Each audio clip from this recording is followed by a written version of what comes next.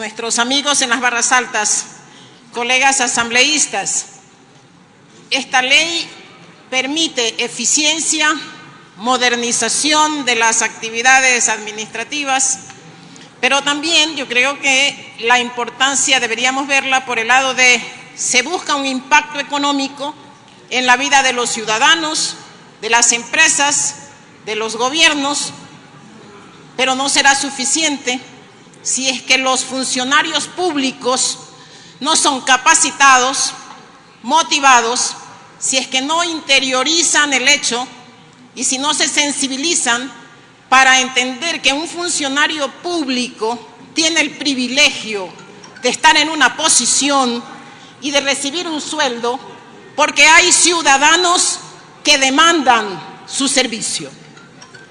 Eso es importante y necesario para que esta ley pueda dar los frutos que pretendemos, para que se convierta en una herramienta contra la corrupción y en un mecanismo para restringir el crecimiento desmedido de los gobiernos y del Estado, tanto en su gasto público como en el número y en la cantidad de su burocracia. Más allá de los elementos que ya se han presentado aquí por parte del ponente, yo quiero a través de una presentación presentar una información que presenta un estudio del BID y que nos habla claramente de qué estamos hablando cuando hablamos de la simplificación de trámites. Por favor, señora presidenta, si usted lo permite. El título lo dice todo. El fin del trámite eterno requiere un trabajo articulado entre ciudadanos, entre la burocracia y requiere de un gobierno digital.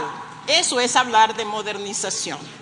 Y vamos a hablar textualmente de lo que el BID dice para no divagar aquí, porque lo dice de manera expresa y con una claridad que nos enseña a todos de qué estamos hablando en esta ley, que es más importante de lo que pretenderíamos. En la región, se refiere a Latinoamérica, los trámites son difíciles, son lentos, vulnerables a la corrupción y terminan excluyendo a la gente con menos recursos. Muchos de ellos todavía se gestionan en persona y en papel. Los ciudadanos pierden tiempo entre ventanilla y ventanilla y en muchos casos terminan pagando sobornos a los funcionarios. Las empresas pierden horas productivas y con ellas parte de su competitividad. El Estado se enreda en procedimientos complejos y manuales y no logra conectar a las políticas públicas con los beneficiarios objetivos. En definitiva, con trámites difíciles todos perdemos, todos, ciudadanos y gobierno. Horas para completar un trámite en el Ecuador. Por suerte, hemos avanzado algo. Las horas están por debajo del promedio de Latinoamérica, pero todavía son superiores a la de otros países de la región. Y nos pone un ejemplo. En Chile se utilizan 2.2 horas en un trámite. Todavía en el Ecuador es 4.2. Pero hay otros aspectos en los que hay que mejorar bastante. Veamos la siguiente lámina.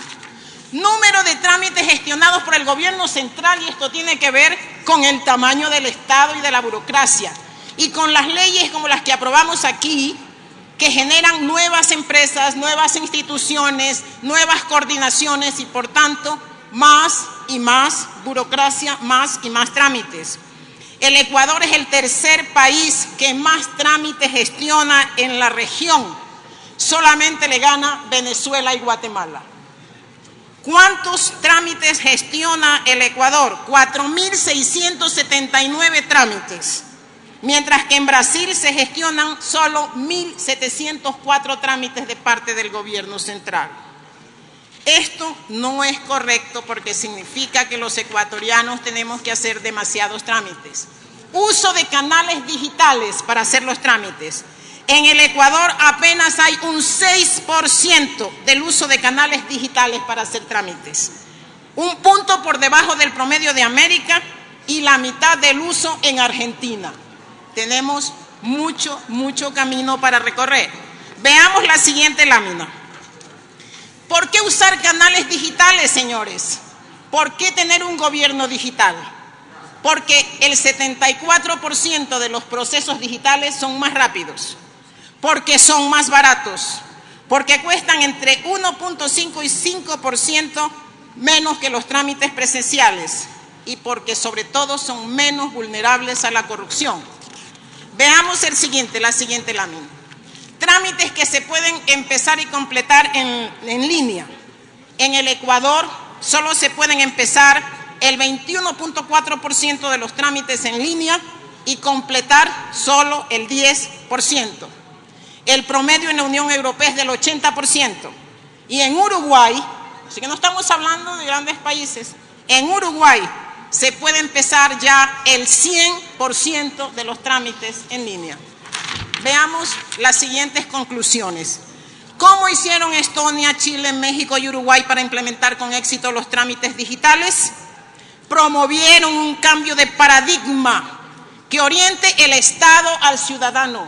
No es más importante la autoridad y el funcionario que más obstáculo le pone al ciudadano para hacer sus trámites. Empoderaron a una entidad rectora en las competencias y los recursos suficientes para impulsar todo el gobierno, todo este proceso. No basta la ley. Establecieron un modelo de gobernanza que facilitó la implementación efectiva. Necesitamos decisión política de las autoridades para esto. Eliminaron los trámites innecesarios, señores. Rediseñaron los trámites a partir de la experiencia de la gente y facilitaron el acceso a los trámites digitales. En este punto yo quiero, compañeros, decirles que hace más de 4 años vengo lidiando en esta asamblea con una ley que en este momento se vuelve fundamental. Hago un llamado a la sensibilidad de las autoridades de la asamblea, de la presidenta que por suerte o por desgracia no está aquí en este momento, de los señores integrantes del CAL, de los integrantes de la ahora Comisión de Desarrollo Económico, de mis colegas asambleístas, y hago y pongo desde aquí un mensaje a los alcaldes. Se trata de una ley para resolver de manera práctica la informalidad, para atender a los millones de ecuatorianos que están en la informalidad. Y estamos hablando de jóvenes, de mujeres jefas de hogar, de hombres que perdieron su trabajo y no volvieron a encontrar uno, y de adultos mayores que a veces por necesidad y algunos jubilados que quieren seguir activos en la actividad y que tienen que ir a la informalidad porque no encuentran los trámites expeditos para conseguir la patente, para conseguir los permisos y para ser formales.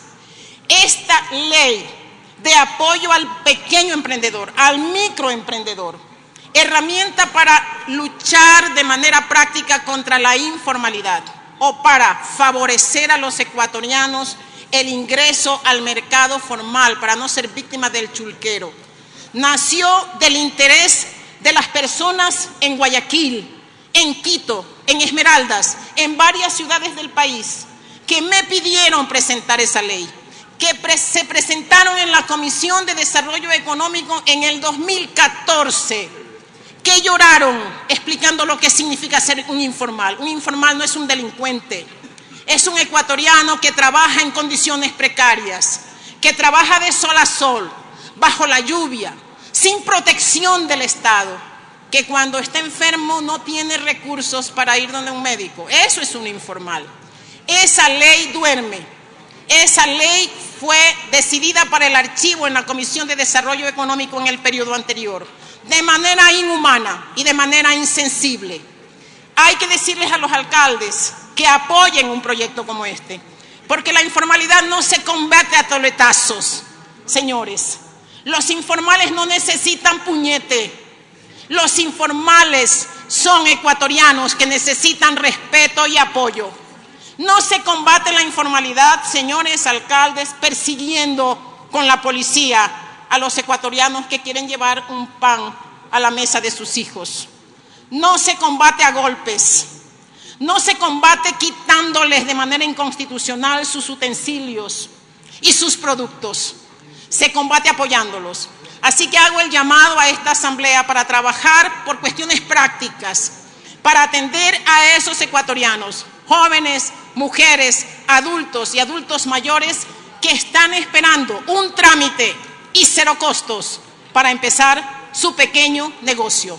Sensibilidad, colegas asambleístas, y mi mensaje desde acá a que trabajemos juntos, como dice el BID, ciudadanos y gobierno, gobierno nacional y gobierno seccional, para resolver un problema social grave que afecta a la mitad de los ecuatorianos en edad de trabajar.